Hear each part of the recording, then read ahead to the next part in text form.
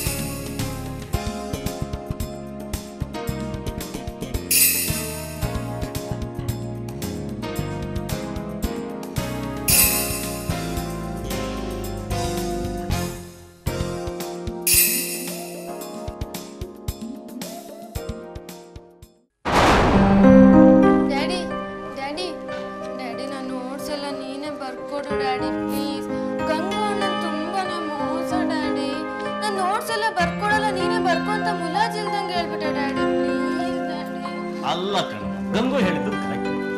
ಎಲ್ಲ ನೋಟ್ಸ್ ನಾನೇ ಬರ್ಕೊಟ್ಟೆ. ನೀನ್ ವಿದ್ಯೆ ಯಾವಾಗ ಕಲಿತೀಯ? ಮಮ್ಮಿ ಮಮ್ಮಿ ನೋಡು ಮಮ್ಮಿ, ನೋಟ್ಸ್ ಬರ್ಕೊಡಕ್ಕೆ ಎಷ್ಟು ಕಿರಿಕಿರಿ ಮಾಡ್ತಾರೆ. ದಿನ ಬರ್ಕೊಟ್ಟು ಏನ್ರಿ ಆಯ್ತು ಇವತ್ತು ನಿಮ್ಗೆ? ಅಲ್ಲ ಕಣೆ, ನೀನೇ ಹೇಳಿ. ನೀನೇ ಬರ್ಕೊಂಡೆ. ಯಾಕೆ ಕೇಳಿದ್ರೆ ಹ್ಯಾಂಡ್ ರೈಟಿಂಗ್ ಇಂಪ್ರೂವ್ ಆಗ್ಲಿ ಅನ್ನೋದಕ್ಕೋಸ್ಕರ. ನೋಡು, ನಮ್ಮ ಸೌಂದರ್ಯ ಐತಾಳಲ್ಲ, ಒಂದು ಎರಡಜ್ಜೆ ಅವಳಿಗಿಂತ ಮುಂದೆ ಬರಲಿ ಅಂತ ನನಗೆ ಆಸೆ ಇರುತ್ತಿದ್ದೇನೆ. ಲೇ ಮಧು, ಸ್ವಲ್ಪ ಹಾ, ನಿಮ್ ಮಗಳು ಸೌಂದರ್ಯ ನನ್ನ ಮಗಳು ವಿಜುನ ಮೀಸೋದಿರ್ಲಿ, ಅವಳು ಸಮ ಬರ್ಲೇಬಾರ್ದು.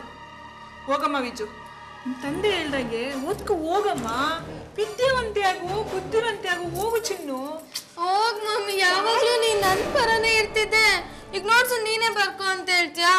Both are very bad. Mummy, ನಿಮ್ದು ಯಾವ್ದಾದ್ರು ಸೀರೆ ಸಲ್ವಾರ್ ಇದ್ರೆ ಕೊಡಿ, ಐರನ್ ಕೊಟ್ಟು ಬರ್ತೀನಿ. ಡ್ಯಾಡಿ, ನಿಮ್ ಶರ್ಟ್ ಪ್ಯಾಂಟ್ ಕೊಡಿ ಬೇಗ. ಹಾಗೆ ಅಯ್ಯೋ, ದುಡ್ಡು ವೇಸ್ಟ್ ಮಾಡ್ತೀಯಾ? ಮನೇಲಿ ಐರನ್ ಬಾಕ್ಸ್ ಇಲ್ವಾ? ನಮ್ಮಣ್ಣ ತಂದ್ಕೊಟ್ಟಿರೋ ಐರನ್ ಬಾಕ್ಸು, ಅದೇ ಐರನ್ ಮಾಡೋಗ. ಅವಳು ಹೇಳ್ದಂಗೆ ಬಟ್ಟೆಗಳನ್ನ ತಗೊಂಡೋಗಿ ಐರನ್ ಮಾಡು. ಎಲ್ಲಾದ್ರೂ ಐರನ್ ಮಾಡೋವಾಗ ಸುಟ್ಟಾಕ್ಬಿಡ್ತೀಯ ಕಾಲರ್ಗೆಲ್ಲ. ಹುಷಾರ್, ಹೋಗ ಹೋಗ ಹೋಗ. ಚಿಕ್ಕಮ್ಮ, ನಾನು ನಿಮ್ಮ ಸೀರೆ, ಡ್ಯಾಡಿ ಶರ್ಟ್ ಪ್ಯಾಂಟ್ ಎಲ್ಲ ಐರನ್ ಮಾಡಿಟ್ಟು ಬೀರಿನಲ್ಲಿ ಹ್ಯಾಂಗರ್ ಜೊತೆಗೆ ಇಟ್ಟಿದ್ದೀನಿ. ಗಂಗು, ನಿನ್ನ ಬಟ್ಟೆನೂ ಕೊಡು, ನಾನೇ ಐರನ್ ಮಾಡ್ಕೊಡ್ತೀನಿ. ಹಬ್ಬ, ಅಂತೂ ಇವತ್ತು ಫ್ರೀ ಸಿಕ್ತು. ಸರಿ, ಎಲ್ಲ ನೀಟಾಗಿ ಐರನ್ ಮಾಡು. ಕಾಲರ್ ಏನಾದ್ರು ಸುಟ್ಟಾಕ್ಬಿಟ್ಟಿಯಾ?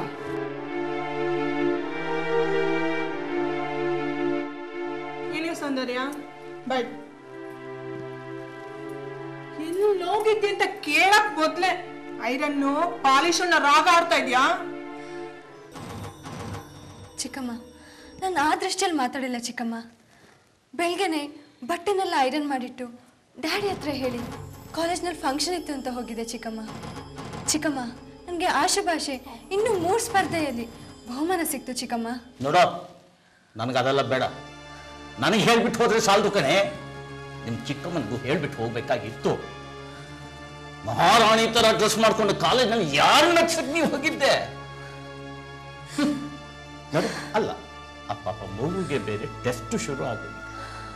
ಅಲ್ಲ ನೋಡು, ನಿನಗೆ ಹೇಳಲಿಲ್ಲ ಅನ್ನ, ಮನೇಲಿ ಎಷ್ಟೊಂದು ಕೆಲಸ ಇದೆ, ಅದನ್ನ ಮಾಡಿ ನೀನು ವಿದ್ಯಾಭ್ಯಾಸದ ಕಡೆ ಗಮನ ಕೊಡು ಅಂತ ನಿನಗೆ ಹೇಳಲಿಲ್ಲ. ಮಾತಾಡೆ ಮಾತಾಡೆ ಮಾತಾಡೆ. ಅವಳಲ್ಲಿ ಮಾತಾಡ್ತಾಳೆ. ಕೊಪ್ಪಿರೋ ಹೆಣ್ಣಾಗಿದ್ದಾಳೆ. ನೀನು ಏನಕ್ಕೆ ಇವಳನ್ನ ಸಾಕ್ತಾ ಇದೀಯ ಅನ್ನೋದನ್ನೇ ಮರ್ತೋಗ್ಬಿಟ್ಟಿದ್ದಾಳೆ. ನಿಮ್ ತಾಯಿ ವಿಶಾಲಮ್ಮ, ವಿಶಾಲ ಹೃದಯದವಳು. ಅವಳ ಜೊತೆ ಇರ್ಬೋದಿತ್ತಲ್ಲ, ಫ್ರೀಯಾಗಿ ಎಲ್ಲಾದ್ರೂ ಓಡಾಡ್ಕೊಂಡು ಇರ್ಬೋದಾಗಿತ್ತು. ತಲೆ ಎತ್ತೆ. ಈ ಮನೆ ಒಳಗೆ ಏನೇನು ನಡೀತಾ ಇದೆ, ಯಾರ್ಯಾರಿಗೆ ಏನೇನು ಮಾಡ್ತಾ ಇದ್ದಾರೆ ಅಂತ ನನಗೆ ಗೊತ್ತಿಲ್ಲ ಅಂತ ತಿಳ್ಕೊಂಡಿದ್ದೆ.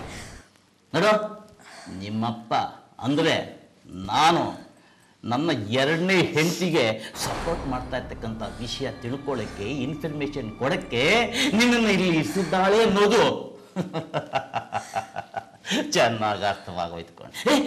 ಇನ್ನೊಂದು, ನಿಮ್ಮಮ್ಮ ಆಗಾಗ ಇವಳ ಹತ್ರ ಬಂದ್ಬಿಟ್ಟು ಅಂತ ಏನೋ ನೀನು ವಿಷಯ ಮಾತಾಡ್ತದೆ. ಲೇ ಲೇ ಅದು ನನಗೆ ಚೆನ್ನಾಗಿ ಅರ್ಥ ಆಯ್ತು. ಅಪ್ಪಾಜಿ, ನನ್ನ ತಾಯಿ ನಿಮಗೂ ಹೆಂಡತಿ. ನಿಮ್ಮನ್ನು ಮದುವೆ ಆದ ನನ್ನ ಚಿಕ್ಕಮ್ಮ ಕೂಡ ನನ್ನ ತಾಯಿ ಸಮಾನನೇ ಅಪ್ಪಾಜಿ. ನಾನು ಒಂದೇ ದೃಷ್ಟಿಯಲ್ಲಿ ನೋಡ್ತೀನಿ. ನನ್ನಲ್ಲಿ ಯಾವ ತಾರತಮ್ಯನೂ ಇಲ್ಲ ಅಪ್ಪಾಜಿ. ಇನ್ನು ನೀವು ಹೇಳ್ದಾಗೆ ಈ ಮನೇಲಿ ಏನೇನು ನಡೆದ್ರು, ನಾನು ನೋಡಿದ್ರು ಕೇಳಿದ್ರು ಸಹ ಮೂಗಿ ಅಂತಿದ್ದೀನಿ ಅಪ್ಪಾಜಿ. ಖಂಡಿತ ಅಪ್ಪಾಜಿ, ಇನ್ಫಾರ್ಮೇಶನ್ ಕೊಡೋದಕ್ಕಿದ್ದೆ ಅಂತ ಮಾತ್ರ ಹೇಳಬೇಡಿ. ಸರಿ ಸರಿ, ನಿನ್ ಮಾತು ಜಾಸ್ತಿ ಆಯ್ತು. ಹೋಗೋ ನಟ ನೀರು ತಗೊಂಡೋಗೆ. ಸರಿ ಚಿಕ್ಕಮ್ಮ. ಅಪ್ಪಾಜಿ, ನಿಮ್ಗೂ ನೀರು ತಂದ್ಕೊಡ್ಲಾ? ನೋಡ, ಮೊದಲು ಅವಳು ಕೇಳಿದ್ದು ನೀರು ತಂದ್ಕೊಡು. ನೋಡ, ನನಗೆ ಬಿಸಿ ಕಾಫಿ ತಂದು. ಆಯ್ತು ಅಪ್ಪಾಜಿ. ರೀ, ನಿಮ್ಮ ಹತ್ರ ಒಂದು ವಿಷಯ ಮಾತಾಡ್ಬೇಕಾಗಿತ್ತು ಕಣ್ರಿ. ಏನಿಲ್ಲ, ವಿಜು ನಿಮ್ಮ ಹತ್ರ ಮಾತಾಡ್ತಾ ಇರ್ಬೇಕಾದ್ರೆ ಚೀರಣ್ಣನ ಮನೆಗೆ ಹೋಗಿ ಬರೋಣ ಅಂತ ಯೋಚನೆ ಮಾಡಿದೆ. ಅಷ್ಟರೊಳಗೆ ಈ ಮನೇಲಿ ರಾಮಾಯಣ ಶುರು ಆಯ್ತು. ಅಸಲು ಕಣೆ, ಏನಿಲ್ಲ, ವಿಜು ಒಳ್ಳೆ ಸಂಬಂಧ ರೀ. ಯಾವ್ದು ಕುಬೇರನ ಸಂಬಂಧ ಅಂತೆ. ಅಂದ್ರೆ ನಿಜವಾಗ್ಲೂ ಕುಬೇರನ ಇಲ್ಲ ಅವನ ಹೆಸರೇ ಕುಬೇರನ? 2 in 1 ಕಣ್ರಿ. 2 in 1. ಆ ಸಂಬಂಧ ಕುದುರಿಸುವಂತ ಜೀರಣ್ಣ ಹೇಳಿದೀನಿ. ಹೌದಾ? ಅರ್ಥವಾಯ್ತು ಲೇ, ಅರ್ಥವಾಯ್ತು ಕಣೆ. ನೋಡಿ, ಎಷ್ಟೇ ಆದ್ರೂ ಕುಬೇರನ ಮಗಳಲ್ವಾ, ಅದಕ್ಕೆ ಕುಬೇರನ ಗಂಡ ಹುಡುಕ್ತಾ ಇದೆಯಾ? ವಂಡರ್ಫುಲ್, ಟ್ರಮಂಡಸ್, ನಾರ್ಮಲ್ ಸೆಕ್ಸಲ್ಲಿ. ಸೌಂದರ್ಯ, ಏನ್ ಮಾಡ್ತಾ ಇದೆಯಾ ಒಳಗಡೆ? ಕಾಫಿ ಮಾಡ್ತಾ ಇದೆಯೋ ಇಲ್ಲ ಕಾಟ ಹೊಡಿತಾ ಇದೆಯೋ?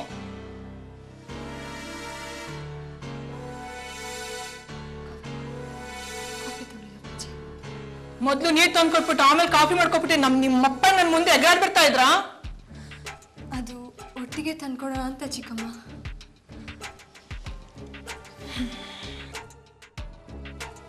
ಏನ್ ಯೋಚನೆ ಮಾಡ್ತಾ ಇದ್ದೀರಾ? ನರಸಿಂಹರ ಮನೆಗೆ ಹೋಗ್ಬಿಟ್ಟು ಜೀರಣ್ಣ ಅಂತ ಎಲ್ಲ ಮಾತಾಡ್ ಬರೋಣ ಅಂತ ಹೇಳಿಲ್ವಾ? ಏ ಸೌಂದರ್ಯ, 1 ಗಂಟೆಗೆ ಸರಿಯಾಗಿ ನನ್ನ ಮಗಳು ಊಟಕ್ಕೆ ರೆಡಿ ಮಾಡು. ಆ ನಂತರ ಬೇಕಾ ನೀನು ಊಟ ಮಾಡು. ನನ್ನ ಮಗಳಿಗೆ ನೋಟ್ಸ್ ಮಾಡ್ಕೊಡು. ಆಯ್ತು ಚಿಕ್ಕಮ್ಮ, ಹಾಗೆ ಆಗಲಿ. ನೀವೇನು ಯೋಚನೆ ಮಾಡಬೇಡಿ, ನಾನೆಲ್ಲ ನೋಡ್ಕೊಳ್ತೀನಿ. ಅಪ್ಪಾಜಿ, 1 ನಿಮಿಷ, ಶೂ ತಂದ್ಕೊಳ್ತೀನಿ.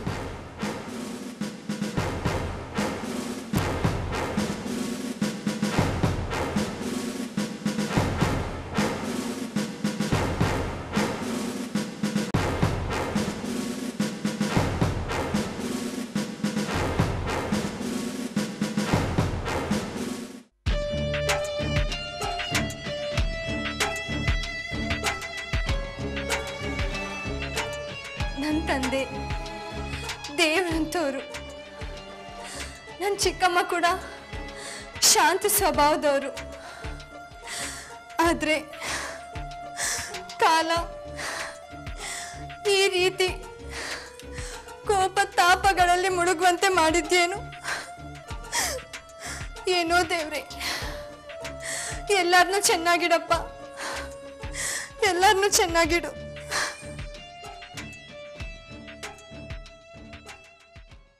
ಈಗ ಬಾಲ್ಯದಲ್ಲಿ ಮನುಷ್ಯನ ಬೆಳವಣಿಗೆಗಳ ಬಗ್ಗೆ ಚರ್ಚೆ ಮಾಡೋಣ.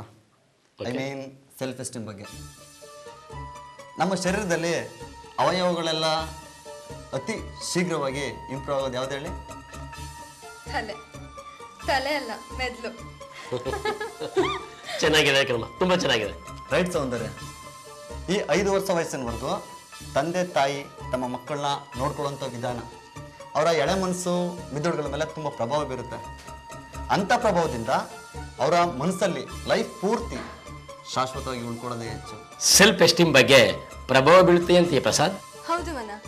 ಅದರಲ್ಲೂ ಮುಖ್ಯವಾಗಿ ಮಕ್ಕಳು ತಮ್ಮ ಬಗ್ಗೆ ತಾವು ಬೆಳೆಸ್ಕೊಳ್ತಾರೆ ನೋಡು, ಆ ಪ್ರಭಾವದ ಮೇಲೆ ತುಂಬ ಪರಿಣಾಮ ಬೀಳುತ್ತೆ. ಉದಾಹರಣೆ, ತಂದೆ ತಾಯಿ ತಮ್ಮ ಮಕ್ಕಳನ್ನು ಹೀನಾಯವಾಗಿ ಕಂಡ್ರು ಅನ್ಕೋ, ಆಗ ಆ ಮಕ್ಕಳಲ್ಲಿ ತಾವು ಕಡಿಮೆ ಕೀಳು ಎನ್ನುವ ಪ್ರಭಾವ ಹುಟ್ಟುತ್ತೆ. ದೊಡ್ಡವರಾದ್ಮೇಲೆ ಕೂಡ ಅವ್ರ ಮನ್ಸುಗಳ ಮೇಲೆ ಅದೇ ಪ್ರಭಾವ ಹುಟ್ಟಿ ನೆಲೆ ನಿಲ್ಲುತ್ತೆ. ಎಂಥ ಎಫೆಕ್ಟ್ ನೋಡ್ತೀಯ ಆ ಎಳೆ ಮನ್ಸುಗಳ ಮೇಲೆ. It's very interesting. ಅಬ್ಸಲ್ಯೂಟ್ಲಿ. ಒಂದು ತಿಂಗೋಣ, ಈಗ ಮಕ್ಕಳು ತಪ್ಪು ಕೆಲಸ ಮಾಡಿದ್ರು, ಬುದ್ಧಿಗೆಡ್ತಿಂದ ಒತ್ತಿಸ್ರು ಅಂದ್ಕೊಳ್ಳಿ. ಆಗ ಅವ್ರ ಪೇರೆಂಟ್ಸು ಅವ್ರನ್ನ ಬೈದು ಆ ತಪ್ಪನ್ನೇ ಮಕ್ಕಳ ಮೇಲೆ ಹಾಕಿ ಪೂರ್ತಿ ಹೊಣೆಗಾರನಾಗಿ ಮಾಡಿ ಅವರ ವ್ಯಕ್ತಿತ್ವನ ಹೀನವಾಗಿ ಚೀಮಾರಿ ಹಾಕ್ಬಾರ್ದು. ಫಾರ್ ಎಕ್ಸಾಂಪಲ್, ನಾನು ಈ ಸೌಂದರ್ಯ ಹೇಳಿದಾಗೆ ಹೇಳ್ತೀನಿ. ಒಂದು ಹುಡುಗ ತಪ್ಪು ಕೆಲಸ ಮಾಡಿದಾಗ, ಏಯ್ ಇನ್ನೊಬ್ಬ ಕೆಲ್ಸಕ್ಕೆ ಬಾರ್ದವನು, ನಿಮ್ಮ ಕೈಲಿ ಏನೂ ಆಗಲ್ಲ ಅಂತ ಬೈಬಾರ್ದು. ಅದೇ ಕೆಲಸನ ಈ ರೀತಿ ಹೇಳ್ತಿದ್ರೆ ಚೆನ್ನಾಗಿರ್ತಿತ್ತು ಅಂತ ನಯವಾಗಿ ಹೇಳ್ಬೇಕು. ಆವಾಗ ಅವ್ರ ಮನಸ್ಸಲ್ಲೂ ಒಳ್ಳೆ ಭಾವನೆ ಬೆಳೆಯುತ್ತೆ.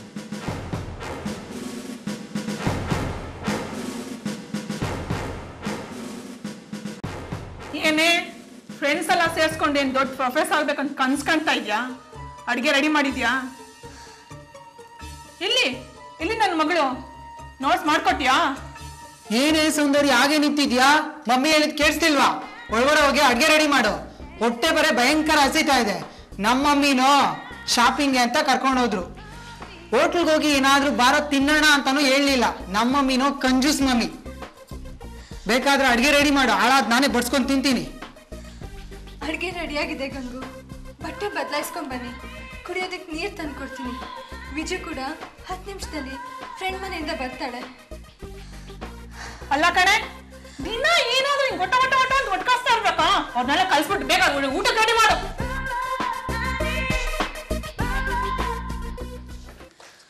Take care Soundarya. ಸಿ ಬಾಯ್.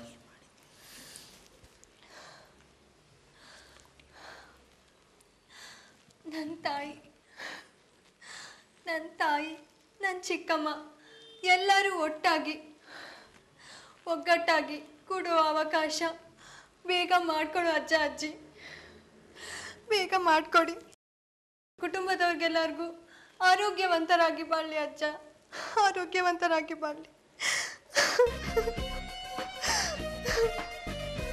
ಅಲ್ಲಿ ನಿಂತ್ಕೊಂಡು ಏನೇ ಮಾಡ್ತಾ ಇದ್ಯಾ? ಡೈನಿಂಗ್ಗೆಲ್ಲ ರೆಡಿ ಮಾಡೋಗು. ಆಯ್ತು ಚಿಕ್ಕಮ್ಮ, 5 ನಿಮಿಷದಲ್ಲೆಲ್ಲ ರೆಡಿ ಮಾಡ್ತೀನಿ.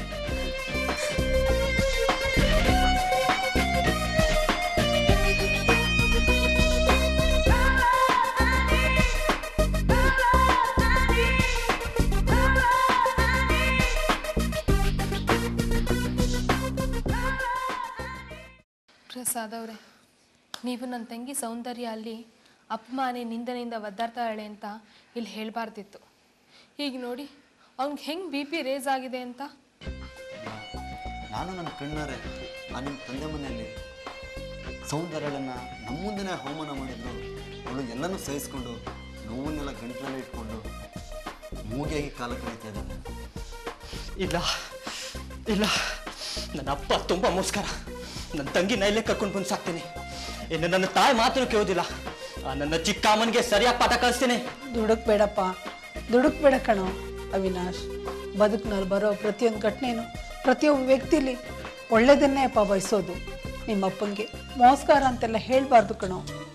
ಕಾಲ ಅವ್ರನ್ನ ಹಾಗೆ ಮಾಡಿಬಿಟ್ಟಿದೆ ಅಷ್ಟೇ. ನೀನು ತಾಳ್ಮೆಗಿಡ್ಬೇಡ ಕಣೋ, ಶಾಂತಿಯಿಂದಿರಪ್ಪ ಅವಿನಾಶ್, ಶಾಂತಿಯಿಂದಿರೋ. ಅಲ್ಲ ಆಂಟಿ, ನಿಮ್ಮ ಮಗಳು ಸೌಂದರ್ಯದ ಬಗ್ಗೆನೂ ಸ್ವಲ್ಪ ಯೋಚನೆ ಮಾಡಿ. ಹೌದಮ್ಮ, ನನಗೆ ನನ್ನ ಡ್ಯಾಡಿನ ಮೋಸದಿಂದ ಮೋಡಿ ಮಾಡಿ ಮದುವೆ ಆದ್ರು. ನನ್ನ ಡ್ಯಾಡಿ ಆಸ್ತಿನೆಲ್ಲ ಕಬಳಿಸಿ ಅಹಂಕಾರದಲ್ಲಿ ಮೆರೀತಿರೋ ಆ ಮಧುಮತಿ ಕೊಬ್ಬನ ಅಡಗಿಸಿ ಬರ್ತೀನಿ. ನನ್ನ ಸೌತಿ ಮಧುಮತಿ ಕಷ್ಟದಲ್ಲಿ ಬೆಳೆದಿದ್ರೆ ಅವಳಿಗಂತ ಅಹಂ ಬರ್ತಿರ್ಲಿಲ್ಲಪ್ಪ. ಅವಿನಾಶ್, ನನ್ನ ಮಗ ಕಣೋ, ತಾಯಿ ಥರ ಇರಬೇಕು. ನಾನಿಬ್ರು ಹೆಣ್ಮಕ್ಳು ನೋಡು, ಹಿರಿಯರನ್ನ ಕಂಡ್ರೆ ಗೌರವ, ಪೂಜ್ಯ ಭಾವನೆ ಎಲ್ಲ ಇದೆ. ನೀನು ಅಂಥ ವ್ಯಕ್ತಿಯಾಗಿ ಬೆಳಿಬೇಕು ಅನ್ನೋದೇ ನನ್ನ ಆಸೆ ಕಣಪ್ಪ. ಹಾಗೆಲ್ಲ ತಪ್ಪಾಗಿ ಮಾತಾಡಬಾರ್ದು. ದೊಡ್ಡವ್ರಿಗೆ ಗೌರವ ಕೊಡಬೇಕಪ್ಪ, ಗೌರವ ಕೊಡಬೇಕು. ಏನಮ್ಮ ಹೇಳ್ತಾ ಇದ್ದೀರಾ? ಆ ಮಧುಮತಿ ನನ್ನ ತಂದೆ ಆಸ್ತಿ ನೋಡಿ, ನನ್ನ ಅಪ್ಪನ ಆಸ್ತಿ ನೋಡಿ ಮದುವೆ ಆದ್ರು. ನಿಮ್ಮನ್ನ ದೂರ ಇಟ್ರು. ಡೈವರ್ಸ್ ಕೊಡದೆ ಸೆಂಟಿಮೆಂಟ್ನಲ್ಲಿ ಇರೋ ನೀವು ಮೋಸ ಮಾಡಿರೋ ನನ್ನ ಅಪ್ಪನ ಫೋಟೋ ನೋಡ್ಕೊಂಡ್ರು ಕಣ್ಣೀರು ಇಡ್ತಾ ಇದ್ದೀರಾ. ಸಾಲ್ದಿದ್ದಕ್ಕೆ ನನ್ನ ತಂಗಿನ ಸೌಂದರ್ಯನ ಅಲ್ಲೇ ಕಳಿಸಿ ತಂದೆಗೆ ಸ್ಪೆಷಲ್ ಆಗಿ ನೋಡ್ಕೊಡಕ್ಕೆ ಬಿಟ್ಟಿದ್ದೀರಾ. ಅಣ್ಣ, ಎಕ್ಸೈಟ್ ಆಗ್ಬೇಡ ಕಣೋ, ಕೂಲಾಗಿರೋ. ಟೆನ್ಷನ್ ಮಾಡ್ಕೊಂಡು ಯಾಕೆ ಆರೋಗ್ಯ ಹಾಳು ಮಾಡ್ಕೋತೀಯ? ಅಪ್ಪಂಗೆ ಒಂದಲ್ಲ ಒಂದಿನ ಪಶ್ಚಾತ್ತಾಪ ಆಗೇ ಆಗತ್ತೆ. ಅಮ್ಮ ಹೇಳ್ದಂಗೆ ತಾಳ್ಮೆಗೆಡ್ಬೇಡ ಕಣೋ, ಪ್ಲೀಸ್. ಅಂದ್ರೆ ಮೌನದಿಂದ ಎಲ್ಲ ಪರಿಹಾರ ಆಗುತ್ತಾ? No, it's impossible. ಸೌಪರ್ಣಿಕಾ, ಅಮ್ಮ ಹೇಳಿದಾಗೆ ನೀವು ಸೌಮ್ಯವಾಗಿರು. ಹೇಳ್ತೀನಪ್ಪ, ನಿಂಗೆ ಈ ವಿಷಯ ಹೇಳಲೇಬೇಕು. ನಾನು ನಿಮ್ಮಪ್ಪ ಮದುವೆ ಆದಮೇಲೆ, ನೀನು ಸೌಪರ್ಣಿಕ ಸೌಂದರ್ಯ ಎಲ್ಲ ಹುಟ್ಟಿದ ಮೇಲೆ ನಮ್ಮ ಸಂಸಾರ ತುಂಬ ಚೆನ್ನಾಗಿತ್ತು. ನಿಮ್ಮಪ್ಪನೂ ಖುಷಿಯಾಗೇ ಇದ್ದರು, ನಾವೆಲ್ಲ ತುಂಬ ಚೆನ್ನಾಗಿದ್ವಿ. ಆದರೆ ಯಾರು ಕಂಡಿತ್ತೋ ಏನೋ ಇಂಥ ಸಮಯದಲ್ಲಿ ಮಧುಮತಿ ಪರಿಚಯ ಆಯ್ತಪ್ಪ. ಅವಳು ನಿಮ್ಮಪ್ಪಂಗೆ ಬಿಸ್ನೆಸ್ಗೆ ಹಣ ಸಹಾಯ ಮಾಡಿ ಈ ಬಿಸ್ನೆಸ್ನ ಇಬ್ಬರು ಕಂಬೈಂಡಾಗಿ ಇನ್ನಷ್ಟು ಇಂಪ್ರೂವ್ ಮಾಡೋಣ ಅಂತ ಹೇಳಿ ನಿಮ್ಮಪ್ಪನ ತಲೆ ಕೆಡಿಸಿದ್ಲಪ್ಪ. ನಿಮ್ಮಪ್ಪನ ತನ್ನ ಹಿಡಿತದಲ್ಲಿ ಇಟ್ಕೊಂಡ್ಲು. ಆಮೇಲೆ ಅವರಿಬ್ಬರು ಸ್ನೇಹ ಸೇತುವಾಗಿ ಇನ್ನೊಂದು ಮದುವೆಗೆ ಅಂಕುರ ಆಯ್ತಪ್ಪ, ಅಂಕುರ ಆಯ್ತು. ಅಮ್ಮ, ನಿಮ್ಮನ್ನು ಬಿಡೋಕ್ಕೆ ಅವ್ರಿಗೆ ಹೇಗಾದ್ರೂ ಮನಸ್ಸು ಬಂತಮ್ಮ. ಮಧುಮತಿನ ಮದುವೆ ಆದಮೇಲೆ ಈ ವಿಷಯನ ನಿಮ್ಮಪ್ಪನೇ ಬಂದು ನಂಗೆ ಹೇಳಿದ್ರು. ಸಹನೆಗಿಟ್ಟು ನಾನು ಆತ್ಮಹತ್ಯೆಗೆ ಪ್ರಯತ್ನಿಸಿದಾಗ ನಿಮ್ಮಪ್ಪನೇ 3 ಮಕ್ಕಳ ಬಗ್ಗೆ ನನಗೆ ಎಚ್ಚರ ಕೊಟ್ರಪ್ಪ. ನಿಸ್ಸಹಾಯಕಳಾದ ನಾನು ನಿಮ್ಮ 3 ಮಕ್ಕಳಿಗೋಸ್ಕರ ಬದುಕುಳಿದೆ ಅಪ್ಪ, ಬದುಕುಳಿದೆ. ಆಮೇಲೆ ನಾನೇ ಮಧುಮತಿ ಜೊತೆಲಿ ನಿಮ್ಮಪ್ಪನ ಆನಂದವಾಗಿರಕ್ಕೆ ಬಿಟ್ಟೆ ಅಪ್ಪ, ಆನಂದವಾಗಿರಕ್ಕೆ ಬಿಟ್ಟೆ. ಅವತ್ತು ಹೋದವರು ಇವತ್ತಿನವರೆಗೂ ಮತ್ತೆ ಈ ಮನೆಗೆ ಬರಲಿಲ್ಲ ಅಪ್ಪ, ಬರೋ ಪ್ರಯತ್ನನೂ ಅವ್ರು ಮಾಡಲಿಲ್ಲ.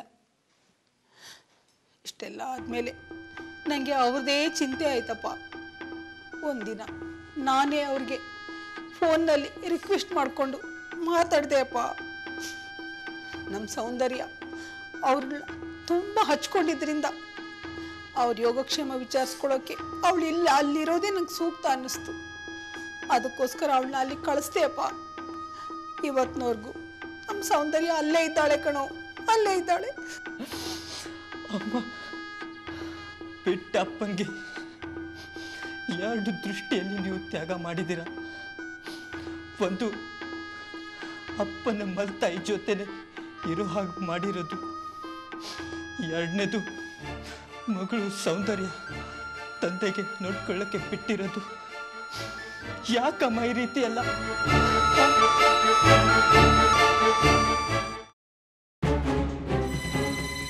ಏನ್ ಪುಟ್ಟಿ ಬಂದಿದ್ದು?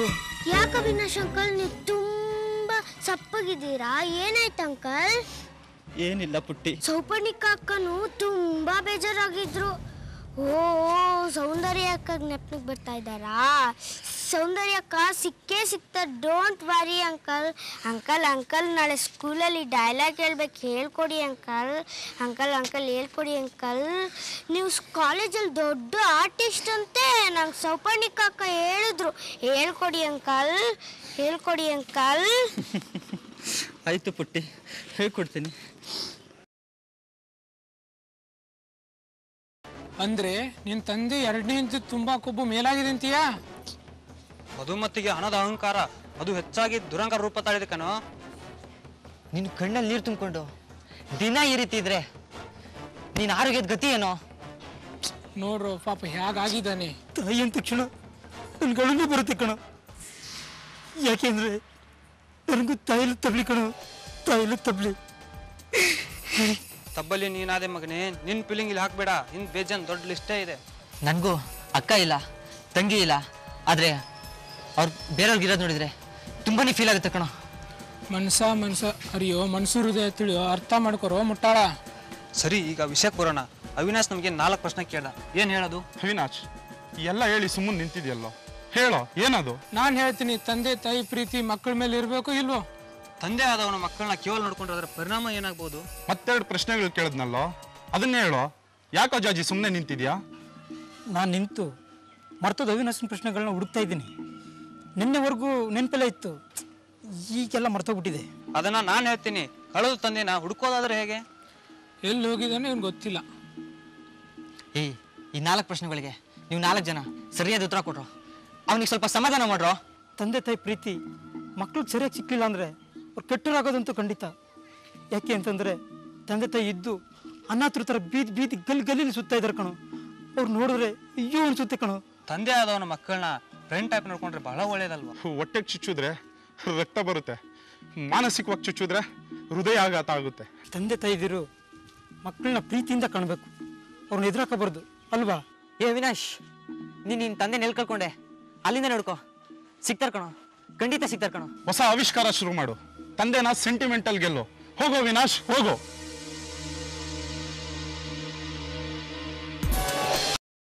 ಹೋಗ್ತಾ ಇದ್ದಾನೆ ಕೇಳ್ರಿ ಏನಾದ್ರು ತೊಂದರೆಗಿಂದ ತಂದ್ಕೊಂಡವನು ಅವಿನಾಶ್ ಬೆಸ್ಟ್ ಆಫ್ ಲಕ್ ಅಮ್ಮ ಬೆಂಗಳೂರಿನಲ್ಲಿ ಜೀವನ ಶೈಲಿಯೇ ಒಂದು ಸ್ಪೆಷಾಲಿಟಿ ಸ್ವಲ್ಪ ಹೊತ್ತು ಮಳೆ ಬಂದರೆ ಇಡೀ ಶಾಪ್ ಆಗ್ತಾರೆ ನಮ್ಮ ಜನ ಅದೇ ಮಳೆ ಸ್ವಲ್ಪ ತಡವಾಗಿ ಬಂದ್ರೆ ತನ್ನ ಖರ್ಚಿಪ್ನ ಬಿಸಿಣಿಗೆ ಮಾಡಿಕೊಂಡು ಉಫ್ ಉಫ್ ಎನ್ನುತ್ತಾರೆ. ಸೌಪರ್ಣಿಕ ನಿನ್ ತಂಗಿ ಸೌಂದರ್ಯ ಪಾರ್ಟಿ ಗೀಟಿ ಅಂತ ಪಬ್ಗೆಲ್ಲ ಹೋಗ್ತಾಳಂತೆ ಹೌದೇನೆ? ಹೇ ಅದೆಲ್ಲ ಅವಳು ಚಿಕ್ಕಮ್ಮ ಅಂದ್ರೆ ಅವಳ ತಾಯಿ ಸೌತಿ ಮಧುಮತಿ ಕೆಲಸ. ಅಯ್ಯೋ ನೀವೊಂದು ಹೇ ಪಾರ್ಟಿ ಅಂದ ತಕ್ಷಣ ನೆನಪು ಬಂತು, ಅಪ್ಪ ಅಮ್ಮಂದ್ರಿಗೆ ತಿಳಿಸಿದ ಕುಡಿಯೋತ್ತಾನೆ. ಅಸಲಿಗೆ ಅವೆಲ್ಲದು ಮುಕ್ತ, ಆದ್ರೆ ಅದಕ್ಕೆ ಮಿಗಿಲಾಗಿ ಇಲ್ಲಿ ಜನಗೆ ಇನ್ನೇನ್ ಬೇಡ ಅಂತಿದೆ. ಇದಕ್ಕೂ ಹೆಚ್ಚು ಪಬ್ಗಳಿರೋ ಈ ಬೆಂಗಳೂರು ಸಿಟಿನಲ್ಲಿ ಪಬ್ ಕ್ಯಾಪಿಟಲ್ ಆಫ್ ಇಂಡಿಯಾ ಅನ್ನೋ ಹೆಸರಿದೆ ಮರಿ. ಈಗಂತೂ ಪ್ರತಿನಿತ್ಯ ಇಂಥ ಪಾರ್ಟಿಗಳು ನಡೀತಾನೆ ಇರ್ತವೆ. ನಟ ನಟಿಯರಾಗಿ ಬರ್ತಾರೆ, ಸೆಲೆಬ್ರಿಟಿಗಳಿಗೆ ಹೋಗ್ತಾರೆ. ಅದೇ ಪಾರ್ಟಿಗೆ ಅಂತ ಬರೋರು ಮೈ ಕಾಣಿಸೋ ತರ ಬಟ್ಟೆ ಹಾಕಿ ಢಸ್ ಬಸ್ ಇಂಗ್ಲಿಷ್ ಒದರ್ತಾ ಕೆಕರ್ತಾ ನಗ್ತಾ ಮಾತಾಡ್ತಾರಪ್ಪ. ರಾತ್ರಿ ಪಾರ್ಟಿಗಳಿಗೆ ಹೆಚ್ಚು ಪ್ರಚಲಿತವಾದ ಈ ಪತ್ರಿಕೆಗಳಲ್ಲಿ ಪಾರ್ಟಿಗಳ ಫೋಟೋ ಬಂದಾಗ ಇನ್ನೂ ಜೋರಾಯ್ತು.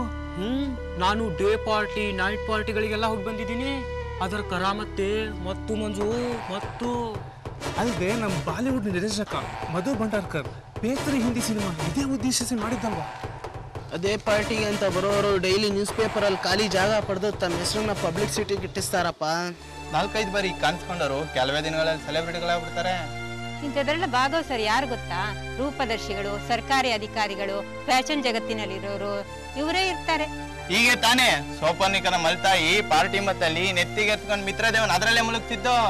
ದಿಕ್ ಜಾಗ್ ತಾಳಕ್ಕೆ ಪ್ರಪಂಚವನ್ನೇ ಮರೆತು ಗೆಳೆಯಂದಿರು ತಮ್ಮದೇ ಲೋಕದಲ್ಲಿ ಮೈ ಮರಿತಾರಪ್ಪ ರಾಜ. ಪ್ರತಿಯೊಬ್ಬರಿಗೂ ಪಾರ್ಟಿ ಕೇಂದ್ರ ಬಿಂದು ಆಗ್ಬೇಕು ಅಂತ ಅಮ್ಲ. ಇಷ್ಟು ಮಧ್ಯೆ ಜೊತೆಗೆ ಡ್ಯಾನ್ಸ್ ಮಾಡ್ತಾರಪ್ಪ. ಇದೊಂದು ಕುದುರುವ ತಾಣ ರಾಜ. ಅಲ್ಲದೆ ಉನ್ನತ ಹುದ್ದೆಯಲ್ಲಿರೋದು ಮತ್ತೊಂದು ಸಂಸ್ಥೆಗೆ ಸೆಳೆಯುವ ಯತ್ನ ಕೂಡ. ಎದೆ ಒಡೆದಾರ ಸಂಗೀತಕ್ಕೆ ತಕ್ಕಂತ ಹಾಕೊಂಡು ವಾರ ಎಲ್ಲ ಮೋಜಲ್ ಕಳೀತಾರೆ. ಹೊಸ ಪರಿಚಯ, ಹೊಸ ಹೊಸ ಸಂಪರ್ಕ, ಬಿಗ್ನೆಸ್ ಲಾದ ಪಾರ್ಟಿ ಕಂಗಲ್ಲ. ಅಲ್ಲದೆ ಅವರಿವ್ರ ವಿಷಯಗಳನ್ನ ಚರ್ಚಿಸೋದು, ಅನೈತಿಕ ಸಂಬಂಧ, ವಿಚ್ಛೇದನ ಇದ್ರ ಬಗ್ಗೆ ಚರ್ಚಿಸ್ತಾರಪ್ಪ. ಇನ್ನೊಂದು ಗೊತ್ತಾ? ಪಾರ್ಟಿಯಲ್ಲಿ 16ರಿಂದ 30 ವರ್ಷದವರು ಹೆಚ್ಚು ಯುವ ಪೀಳಿಗೆ ಹಾಳಾಗ್ತಾ ಇದೆ. ಅಲ್ಲದೆ ಕರ್ನಾಟಕ ಕಲ್ಚರ್ ಹಾಳಾಗುತ್ತಾ? ಎಲ್ಲ ನಾರ್ತ್ ಇಂಡಿಯನ್ ಡಿಶಸ್. ಈ ಡಿಶ್ ಓಕೆ, ಈ ಅನ್ನೆಸೆಸರಿ ಡ್ರಿಂಕ್ಸ್, ಹುಡುಗಿಯರು ಖುಷಿ ಯಾಕೆ? ಹಿಂಗೆಲ್ಲ ಆಗಿರೋದ್ರಿಂದನೇ ನಮ್ಮಪ್ಪ ಆ ಮಧುಮತಿ ಚಿಕ್ಕಮ್ಮಂಗೆ ದಾಸ ಆಗಿರೋದು.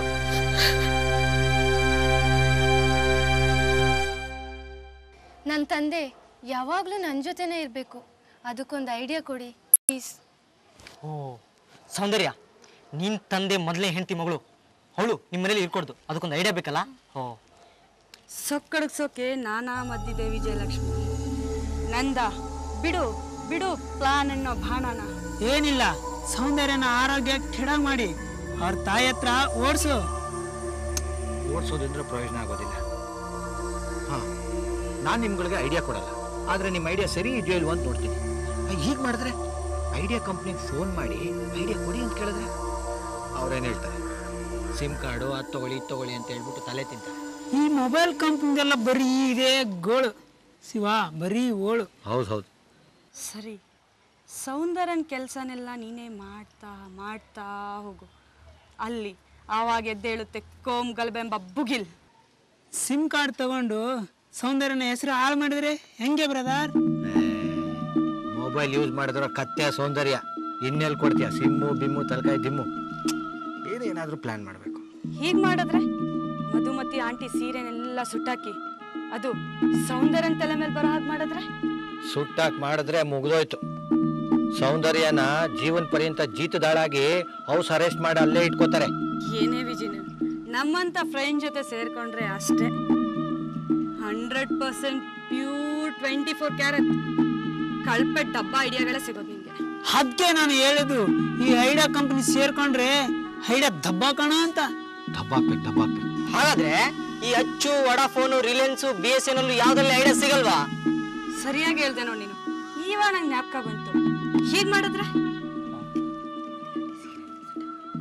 ಓ ಸೌಂದರ್ಯಗೆ ಬಾಯ್ ಫ್ರೆಂಡ್ ಜಾಸ್ತಿ ಇದಾರೆ ಅಂತ ಹೇಳಿ ಎಲ್ಲರೂ ಗುಲ್ಲೆ ಬಿರಿಸಿ ಮಧುಮತಿ ಆಂಟಿ ತಲೆ ಮೇಲೆ ಗುಬ್ಬೆ ಬಿರಿಸಿದ್ರೆ ಸೌಂದರ್ಯನ ತಲೆ ಗೊಬ್ಬರ ಆಗಿ ತಿಪ್ಪೆ ಸೇರುತ್ತಾಳೆ, ನಂತರ ಭೂಮಿ ಪಾಲಾಗುತ್ತಾಳೆ.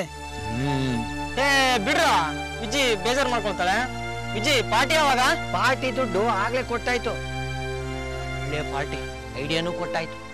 ಹೋಗಿ ಕಂಬಿ ಕೇಳ್ರಿ. ಅಲಸ್ಯ ಬದುಕಿನ ಹಲವು ಸುಂದರ ಕ್ಷಣಗಳನ್ನ ಕಿತ್ಕೊಂಡು ಜೀವನೋತ್ಸವನ ಬತ್ತಿಸೋತೆ. ಅಲಸ್ಯದಿಂದ ಅಮೃತವು ವಿಷವಾಗುತ್ತಂತೆ. ಇನ್ನು ನಾವು ಅಲಸ್ಯ ಮಾಡುವಂಗಿಲ್ಲ. ಏನ್ ಮೇಡಮ್, ಗೌಡ್ರಿಗೇನೋ ಮೂವ ಅಂತಿದ್ರಿ, ನಮಗೂ ಹೇಳಿ. ಗೌಡಿನ್ಗೆಲ್ಲ ಹೇಳಿದೀನಿ, ಅವ್ರು ಹೇಳ್ದಂಗ್ ಮಾಡಿ ಸಾಕು. ಬರ್ತೀನಿ ಗೌಡ. ಓಕೆ ಹೋಗಿ ಮೇಡಮ್, ನಾನು ನಿಮ್ಮ ಸೇವೆಗಾಗಿ. ನಿಮ್ಮ ಹೊಟ್ಟೆ ನೋಡಿದಾಗ್ಲೇ ನಂಗೆ ಸ್ವಲ್ಪ ಅನುಮಾನ ಇತ್ತು, ಇವಾಗ ಹಂಗಿಲ್ಲ ಬಿಡ್ರಿ. ಏನೋ ಕರಾಮತ್ತು ವಿಷಯ ಇದೆ ಅಂತ ಕಾಣುತ್ತೆ ಅಲ್ವಾ ಗೌಡ್ರೆ? ಮೊನ್ನೆ ಗೌಡ ಹೇಳಿದ ವಿಷಯಕ್ಕ ಸಿಂಗ ರಾಮ್ಕಿ ತಲೆರಟೆ ಎತ್ತಿದ್ರು, ಅದಕ್ಕ ಆಗಿರ್ಬೇಕು. ಅದೆಲ್ಲ ಏನೂ ಇಲ್ಲ, ಸುಖ ಸುಮ್ನೆ ಪೂಕವಾಗಿ ರಾಗ ಎಳಿಬೇಡಿ. ಗೌಡ್ರು ಗುರುತರ ಜವಾಬ್ದಾರಿ ಕೊಟ್ರು, ದುತ್ತನೆ ಕಿತ್ಕೊಂಡ್ಬಿಟ್ರು. ಹೌದು ಗೌಡ್ರಿ, ನೀವು ನಾವು 4 ಬಾರ್ ತಪ್ಪು ಮಾಡಿ ಕ್ಷಮಿಸಿತ್ತು, ದಾಖಲೆ ಎಲ್ಲಿದೆ? ತಿಳಿಯೋದು 4 ಜನ ತಪ್ಪು ಮಾಡಿದ್ದಾರೆ ಗೌಡ್ರೆ, ಅದು ತಪ್ಪೇ ತಪ್ಪು. ಮಡಿವಾಳ ಮಾಚಯ್ಯರು ಮುಗ್ಗಿದ ತುರಗನ ಕಾಲ ಕತ್ತರಿಸುವುದುಂಟೆ. ಎಂತ ಗತಿ ಮಾತು ಗೌಡ್ರೆ. ಅಂದ್ರೆ ಗೌಡ್ರೆ, ಮನೆಯಲ್ಲಿ ತಿಗಣೆ ಜಾಸ್ತಿ ಆದ್ರೆ ಔಷಧಿ ಹೊಡಿಸ್ಬೇಕು, ವಿನಾ ಮನೆಯನ್ನ ಸುಟ್ಟಾಕೋಕೆ ಸಾಧ್ಯವಿಲ್ಲ. ಗೌಡ್ರೆ, ಹಾಗೆ ನೀವು ನಮ್ಮ ತಪ್ಪನ್ನ ಕ್ಷಮಿಸಿ, ಇನ್ನು ಮುಂದೆ ಮಿತ್ರದೇವರಿಗೆ ತೊಂದರೆ ಆಗದೆ ಅಂತ ಎಚ್ಚರ ವಹಿಸ್ತೀವಿ. ನಾವೆಲ್ಲ ಇಲ್ಲಿ ಕೆಲಸ ವಹಿಸಿದಾಗ ಚೂರು ಎಮೋಷನ್ ಆಗಿದ್ವಿ, ಹಾಗೆ ಸ್ವಲ್ಪ ಟೈಟ್ ಆಗಿದ್ವಿ ಗೌಡ್ರೆ. ಆದ್ರೂ ನೀವು ಹೊಡೆ ಮಟ್ಟಕ್ಕೆ ಹೋದ್ದು ತಪ್ಪುಕೊಂಡ್ರು ಹಾಗೆ ಮಾಡಬಾರ್ದಾಗಿತ್ತು. ಕುದುರೆ ಮುಗುರಿಸಿದ್ದಕ್ಕೆ ಅದ್ರ ಕಾಲ್ ಕಟ್ ಮಾಡೋದು ದಡ್ತನದ ಪರಮಾವಧಿ ಅಲ್ಲ ಗೌಡ್ರೆ, ಯೋಚನೆ ಮಾಡಿ. ನೀವು ತಿಗಣೆ ಸಹೋದರಾಗಿದ್ರು ಅಥವಾ ಕುದುರೆ ಸಹೋದರಾಗಿದ್ರು? ನಾ ಕಾಣೆ ಗೌಡ್ರೆ. ಜಾಣ್ಮೆಯಿಂದ ತಿಗಣೆನ ಹುಡುಕಿ ಕೊಂದು ಅದನ್ನು ಸರ್ವನಾಶ ಮಾಡೋದು ಬುದ್ಧಿವಂತಿಕೆ ಗೌಡ್ರೆ, ಬುದ್ಧಿವಂತ. ಅಂದ್ರೆ ನಾನು ಬುದ್ಧಿವಂತಿಯಿಂದ ನಿಮ್ನೆಲ್ಲ ಮಟ್ಟ ಹತ್ತಬೇಕು ಅಂತಲೇನೋ. ಅಂತೂ ಇಂತೂ ಕುಂತಿ ಮಕ್ಕಳಿಗೆ ರಾಜ್ಯವಿಲ್ಲ ಅನ್ನೋ ಪರಿಸ್ಥಿತಿ ನಮ್ದಾಗೋಯ್ತು. ಈ ಜಾಗತಿಕ ಪೇಟೆ ಅತಂತ್ರ ಸ್ಥಿತಿ ಹಾಗೆ ಮಾಡಿದೆ ಮಿತ್ರದೇವ್ ಅವರೇ. ಯೋಚನೆ ಬಿಡಿ, ಸರಿ ಹೋಗುತ್ತೆ. ಸೆಪ್ಟೆಂಬರ್ 15 ಕಪ್ಪು ಸೋಮವಾರ. ಅಪ್ಪಳಿಸಿದ ಹಣಕಾಸಿನ ಬಿಕ್ಕಟ್ಟು ಚಂಡಮಾರುತದ ರೀತಿ ಇತ್ತು.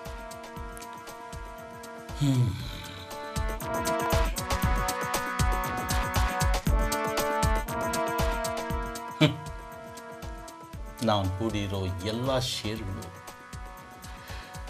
ಮಾರ್ಕೆಟ್ನಲ್ಲಿ ಇಳಿದು ಬಿಟ್ಟು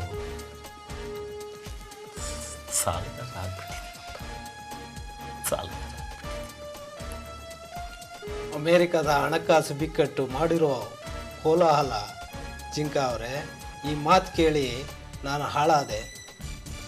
ಬಂಡವಾಳ ಹೂಡಿಕೆ ಸಂಸ್ಥೆಗಳು ಇನ್ನಿಲ್ಲದಂತೆ ನೆಲಕಚ್ಚಿದೆ. ಈ ಆರ್ಥಿಕ ಆಶಿಸ್ತು ಇದಕ್ಕೆಲ್ಲ ಕಾರಣ.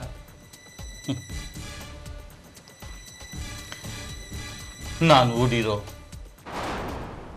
ಲಿಮನ್ ಬ್ರದರ್ಸು, ಸಿಂಚಿ ಫೈನಾನ್ಸು ಎಲ್ಲ ಕಳೆದೋಯ್ತು ಕಣಪ್ಪ, ಕಳೆದೋಯ್ತು. ದಿವಾಳಿ ಅಂಚಿಗೆ ತಲುಪಿರೋ ಇವುಗಳ ಒಳ್ಳೆ ಪ್ರಮಾಣದಲ್ಲಿ ಸಿಬ್ಬಂದಿಯೊಂದಿಗೆ ಮನೆಗಟ್ಟಿದೆ ಜಿಂಕ ಅವರೇ. ಅಮೆರಿಕಾದ ಹಣಕಾಸು ಸಂಸ್ಥೆಗಳೇ ಹೀಗಾದ್ರೆ ಅಲ್ಲಿರೋರಿಗೆ ವಿರಾಮ ಅಲ್ವೇ? ಸರಿ ಹೇಳಿದ್ರಿ. ಅಮೆರಿಕಾದಲ್ಲಿ ಮನೆ ಖರೀದಿಗೆ ಅಂತ ಹಣಕಾಸು ಸಂಸ್ಥೆಗಳಿಂದ ಸಾಲ ಪಡೆದವರು ಕೂಡ ಈಗ ಸುಸ್ತಿದಾರರಾಗಿದ್ದಾರೆ, ಗೊತ್ತೇನು? ಸುಮ್ಮನೆ ಮಾತಾಡ್ತೀರಿ. ಒಂದು ಕಡೆ ಬೆಳೆ ನಷ್ಟ, ಇನ್ನೊಂದು ಕಡೆ ನಿರ್ವಹಣೆ ಸಮಸ್ಯೆ, ಇವುಗಳ ನಡುವೆ ಮಾರುಕಟ್ಟೆ ಬೇರೆ ಏರುಪೇರು. ಅದಿರಲಿ, ಸಾಲದೊರೆಯನ್ನ ಮೀರಿ ನಿಂತು ಇಳಿಸ್ಕೊಳ್ಳಲು ಇನ್ನೂ ಕಷ್ಟಪಡ್ತಾ ಇರೋದ ನೀವೇ ನೋಡ್ತಾ ಇದ್ದೀರಿ. ಅಮೆರಿಕಾದ ಹಣಕಾಸು ಸಂಸ್ಥೆಗಳು ಕೊನೆಗೂ ಭಗ್ನವಾಯ್ತಲ್ಲ. ಈ ಉದ್ಯೋಗ ಇಲ್ದವ್ರಿಗೆ ಮತ್ತೆ ಯಾವುದೇ ಆದಾಯದ ಮೂಲಗಳಿಲ್ದವ್ರಿಗೆ ಸಾಲ ನೀಡಿದ್ರೆ ಸಾಕಾಲಕ್ಕೆ ಬರೋದೇ ಇಲ್ಲ. ಅಷ್ಟೇ ಅಲ್ಲ, ಈ ಹಣಕಾಸು ಬಂಡವಾಳ ಹೂಡಿಕೆ ಸಂಸ್ಥೆಗಳ ದುರಾಸೆಗೂ ಒಂದು ಮಿತಿ ಇದೆ. ಅತಿ ಆಸೆ ಇಷ್ಟಕ್ಕೆಲ್ಲ ಕಾರಣ ಆಯಿತು. ಒಟ್ಟಿನಲ್ಲಿ ಇದೊಂದು ವಿಷಯ ಮಾತ್ರ ನಮಗೆ ಸಬ್ಜೆಕ್ಟ್ ಆಗೋಯ್ತು. ಬಸವ ಹೇಳಪ್ಪ, ಅದೇನೋ ಹೇಳಿದ್ರಲ್ಲ. ಅಯ್ಯೋ ಪಾಪ, ಷೇರುಪೇಟೆಯಲ್ಲಿ ಹಣ ಹಾಕಿ ಈಗ ದಿವಾಳಿ ಆಗಿದ್ದೀನಿ ಅಂತ ಹೇಳ್ತಾ ಇದ್ದಾರೆ. ನಾನು ಏನಂತ ಕೇಳೋ? ಮಾಂಸದ ಅಂಗಡಿ ಮಾಂಸ ಖಾಲಿ ಆದ್ರೆ ಸಾಲ ಸೂಲ ಮಾಡ್ತಂದು ಕುಯ್ಬೇಕಪ್ಪ. ಗೊತ್ತಾಯ್ತಾ ಮಿತ್ರದೇವ್ ಅವರೇ, ಸಕಾಲಕ್ಕೆ ಸಾಲ ವಸೂಲಾಗಲ್ಲ ಅಂತ ಹೇಳಿದ್ರಲ್ಲ, ಅದೇ ವ್ಯಥೆ ಈಗ. ಮಿತ್ರದೇವರ ಎರಡನೇ ಹೆಂಡತಿ ಮಧುಮತಿ ಕಡೆಯವ್ರು ಸ್ವಲ್ಪ ರಿಚ್ ಅಲ್ವಾ, ಅವ್ರಿತ್ರನೇ ಪಡೇಲಿ. ಮಧುಮತಿ ಬುಟ್ಟಿಗೆ ಬೀಳ್ಸ್ಕೊಂಡಿದ್ದೆ ಮಿತ್ರದೇವ್ರ ಶ್ರೀಮಂತಿಗೆ ನೋಡಿ, ಆದ್ರೆ ಅದೀಗಿಲ್ಲ. ಅಂದ್ರೆ ರಿಚ್ನೆಸ್ ಕಳ್ಕೊಂಡು ಸೋತಿದ್ದೀರಾ ಅಂತೀರಾ? ಹೌದು, ಅವ್ರ ಮುಖ ನೋಡು, ಗಾಯನವಾಗಿ ಸೋಲುಂಡೋರ್ ಥರ ಕಾಣ್ತಿದ್ದಾರೆ. ಹೌದು, ಇವ್ರ ಮೊದಲನೇ ಹೆಂಡತಿ ವಿಶಾಲಮ್ನವರು ಸಹೃದಯ ಒಳ್ಳೆಯವಳಾಗಿದ್ದಕ್ಕೆ ಇವ್ರು ಬಚಾವಾದರು. ಇಲ್ಲದೇ ಇದ್ರೆ ಈಗಾಗಲೇ ಎಷ್ಟೋ ಜನ ಈ ಷೇರುಪೇಟೆ ವ್ಯವಹಾರದಲ್ಲಿ ದಿವಾಳಿಯಾಗಿ ಆತ್ಮಹತ್ಯೆಗೆ ಶರಣಾಗಿದ್ದಾರೆ. ಸದ್ಯ ಅಂತ ಪರಿಸ್ಥಿತಿ ಇವ್ರಿಗೆ ಬರಲಿಲ್ಲ. ನಾವೆಲ್ಲ ಸೇರಿ ಬಚಾವ್ ಮಾಡಿದ್ದನ್ನ ಷೇರುಪೇಟೆ ಮಾತ್ರ ನಿಮ್ಮನ್ನು ಬಿಡಲ್ಲ. ಸಾಲ ಎಲ್ಲರೂ ಮಾಡ್ತಾರೆ, ಆದ್ರೆ ಸಾಲ ಮಾಡೋರ್ಗೆ ಸಾಲ ಕೊಟ್ಟೋ ತಾಕತ್ತಿರ್ಬೇಕು. ಸರಿ ಮಿತ್ರದೇವ್ ಅವರೇ, ನಾನು ನಿಮ್ಗೆ ಮಾರ್ಕೆಟ್ನಲ್ಲಿ ಹೆಲ್ಪ್ ಮಾಡಿದ್ದೀನಿ, ಈಗೇನು ಹೇಳಿ. ನಾನು ನಿಮಗೆ ಹಣ ಕೊಡೋ ಪರಿಸ್ಥಿತಿನಲ್ಲಿ ಇಲ್ಲ, ನನ್ನ ಹತ್ರ ಏನೂ ಇಲ್ಲ. ನಾನು ಏನು ಮಾಡಲಿ? ನಾನು ಯಾರ ಹತ್ರ ಹೇಳ್ಕೊಳ್ಳಿ? ನಿಮ್ಮ ಕಾರ್ ಸದ್ಯಕ್ಕೆ ಬರ್ಕೊಡಿ, 1 ತಿಂಗಳು ಟೈಮ್ ಕೊಡ್ತೀನಿ, ಮತ್ತೆ ತೀರಿಸಿ, ಪರವಾಗಿಲ್ಲ. ಆಯಿತು ಆಯಿತು, ನೀವು ಹೇಳ್ದಂಗೆ ನಾನು ಹಾಗೆ ಮಾಡ್ತೀನಿ. ಆದರೆ ಒಂದು, ನನ್ನ ಮಾನ ಮರ್ಯಾದೆ ಎಷ್ಟಿತ್ತು, ಇವಾಗ ಇಷ್ಟ ಆಗೋಗಿದೆ. ದಯವಿಟ್ಟು ಅದನ್ನು ಮಾತ್ರ ಕಳಿಬೇಡಿ. ಆದಷ್ಟು ಬೇಗ ನಿಮ್ಮ ಹಣನ ನಾನು ವಾಪಸ್ ಕೊಡ್ತೀನಿ. ಮುತ್ತು ಉರುಳಿ ಹೋಗಿ ಕೈ ಜಾರಿತು, ಬಿದ್ದು ಕಲ್ಲ ತಾಗಿ ಚೂರಾಯಿತು. ಸೇರದು ಯಾವುದು ಆಗದು ಒಂದು, ಏನೋ ಬಯಸಿತು ಏನೋ ಆಯಿತು, ಏನೋ ಬಯಸಿತು ಏನೋ ಆಯಿತು.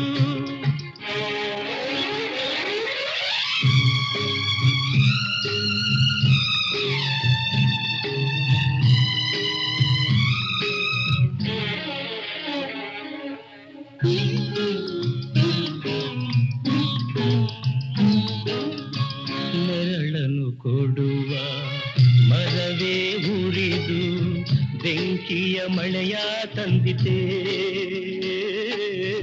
ದಾಹವ ಕಳೆವ ಜಲವೇ ನಿನಗೆ ವಿಷವನ್ನು ತಂದು ನೀಡಿತೆ,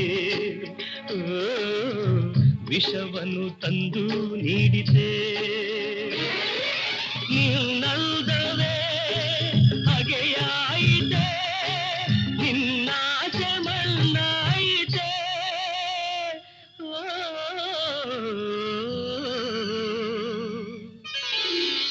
ಮುತ್ತು ಉರುಳಿ ಹೋಗಿ ಕೈ ಜಾರಿತು, ಬಿದ್ದು ಕಲ್ಲ ತಾಗಿ ಚೂರಾಯಿತು.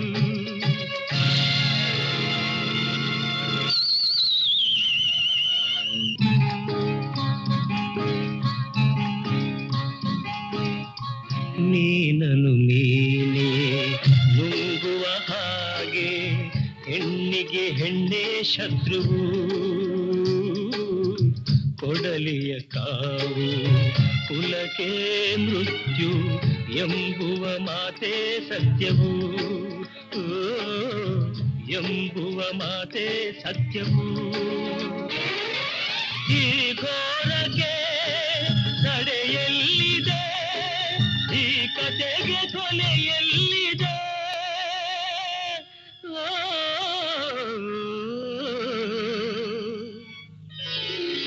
ಮುತ್ತು ಉರುಳಿ ಹೋಗಿ ಕೈ ಜಾರಿತು, ಬಿದ್ದು ಕಲ್ಲ ತಾಗಿ ಚೂರಾಯಿತು, ಕೈ ಜಾರಿತು ಚೂರಾಯಿತು.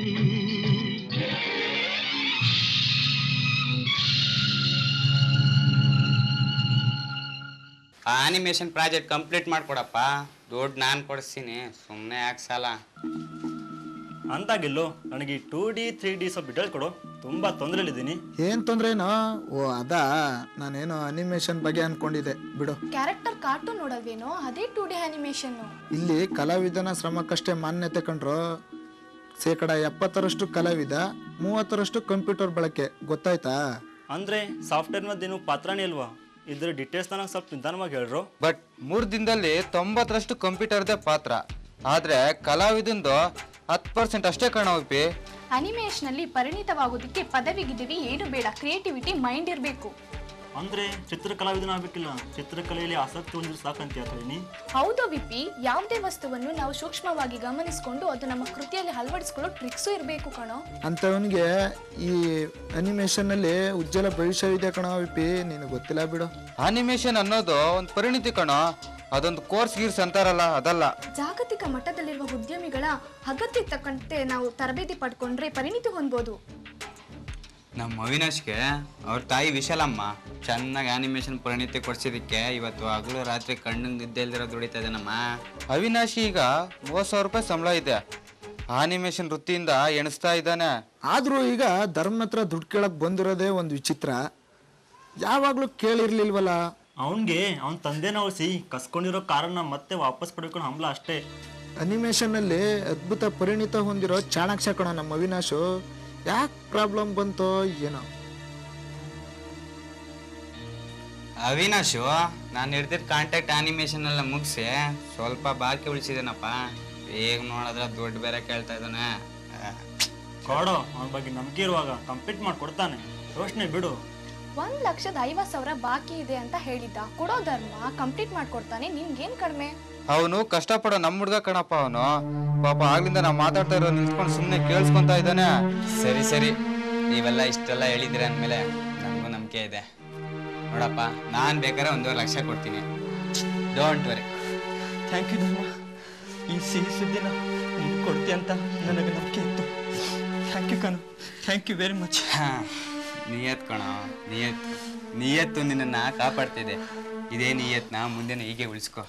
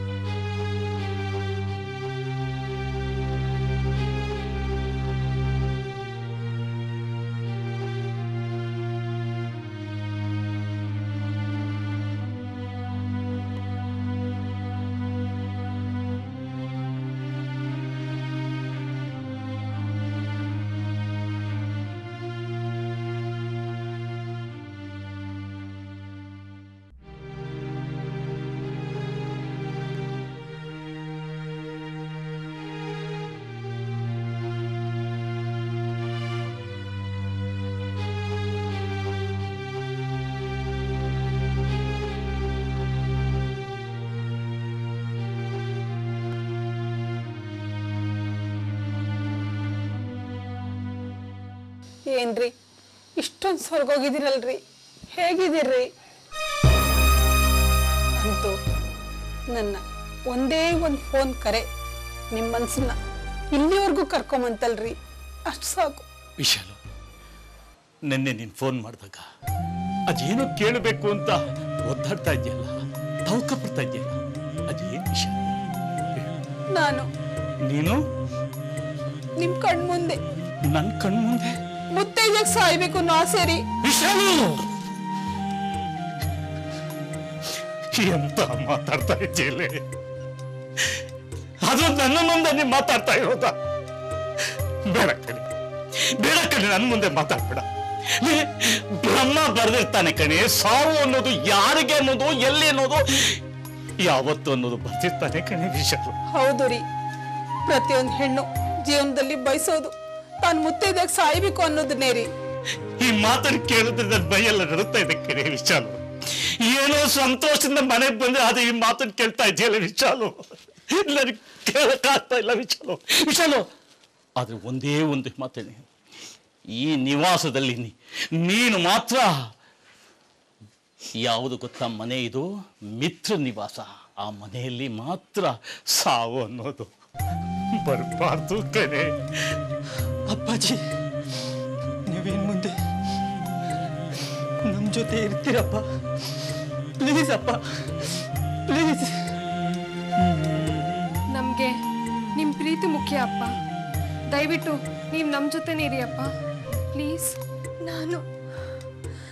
ನಾನು ನಿಮ್ಮೆಲ್ಲರ ಜೊತೆನೇ ಇರ್ತೀನಿ ಅಪ್ಪಾಜಿ, ನಿಮ್ಮೆಲ್ಲರ ಜೊತೆನೇ ಇರ್ತೀನಿ ಅಪ್ಪಾಜಿ.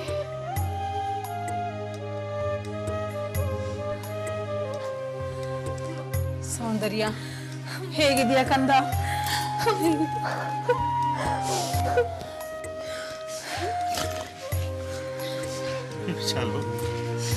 ಎಲ್ಲ ಭಾವನೆಗಳು ಒಟ್ಟಾಗ್ತಾ ಇದೆ. ಹೌದು ಕಣ್ಣೆ, ಈ ಮಿತ್ರ ನಿವಾಸದಲ್ಲಿ ಯಾವಾಗಲೂ ನೀರು ಹರಿಯುತ್ತಲ್ಲ ಆ ರೀತಿ ಹರಿತಾ ಇರಬೇಕು. ಏನು ಗೊತ್ತೇನೆ, ಸಂತೋಷ ಅನ್ನೋದು ಸಂತೋಷವಾಗಿ ಈ ನಮ್ಮ ಮಿತ್ರ ನಿವಾಸದಲ್ಲಿ ಹರಿತಾ ಇರಬೇಕು. ವಿಶಾಲು, ಅರಿತು ಬಾಳಿದರೆ ಜೀವನ ಶೃಂಗಾರ ಕಣೆ, ಬೆರೆತು ಬಾಳಿದರೆ ಜೀವನ ಬಂಗಾರ ಕಣೆ, ಅರಿತು ಬೆರೆತು ಬಾಳಿದರೆ ನಮ್ಮ ಜೀವನ ಸಾಕ್ಷಾತ್ಕಾರ ಕಣೆ, ಸಾಕ್ಷಾತ್ಕಾರ ಕಣೆ. ವಿಶಾಲು, ಇನ್ನೊಂದು ವಿಷಯ, ನಮ್ಮ ಮಿತ್ರ ನಿವಾಸದಲ್ಲಿ ಸಂತೋಷ ಅನ್ನೋದು ನೀರು ಹರಿಯುತ್ತಲ್ಲ ಆ ರೀತಿ ಹರ್ಕೊಂಡು ಹೋಗ್ಬೇಕು.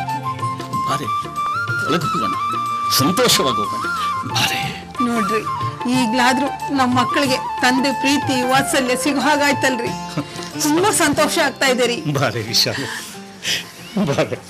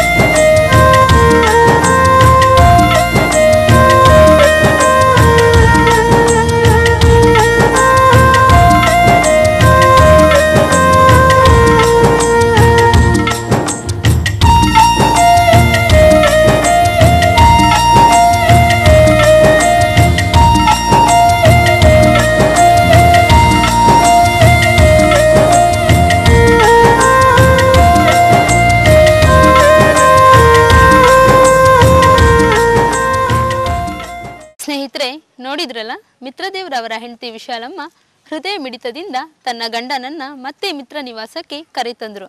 ಜೀವನದಲ್ಲಿನ ಏರುಪೇರಿನ ಅಂತರದಲ್ಲಿ ಮನೆಯ ಮಕ್ಕಳು ತನ್ನ ಧರ್ಮಪತ್ನಿಯ ಸಂಗಮದಲ್ಲಿ ಮಿತ್ರದೇವರವರು ಭಾವನೆಗಳ ಸರಪಳಿಯ ಬಂಧನದಲ್ಲಿ ಸೇರ್ಪಡೆಯಾದರು. ಇಲ್ಲಿ ನಟನೆ ಮಾಡಿರುವ ಶ್ಯಾಮ್ ಪ್ರಸಾದ್ ರವರಿಗೆ ಮಿತ್ರ ಸಂಗಮ ತಂಡದವರಿಂದ ಹೃತ್ಪೂರ್ವಕ ಅಭಿನಂದನೆಗಳನ್ನು ಸಲ್ಲಿಸೋಣ. ಹಾಗೆಯೇ MFI ಸಂಸ್ಥೆಯಲ್ಲಿ ತರಬೇತಿ ಪಡೆದಂಥ ಎಲ್ಲ ಹೊಸ ಪ್ರತಿಭೆಗಳು ಎಲ್ಲೆಡೆ ಮಿಂಚಲಿ ಎಂದು ನಾವೆಲ್ಲ ಹಾರೈಸೋಣ. ನಮಸ್ಕಾರ ವೀಕ್ಷಕರೇ.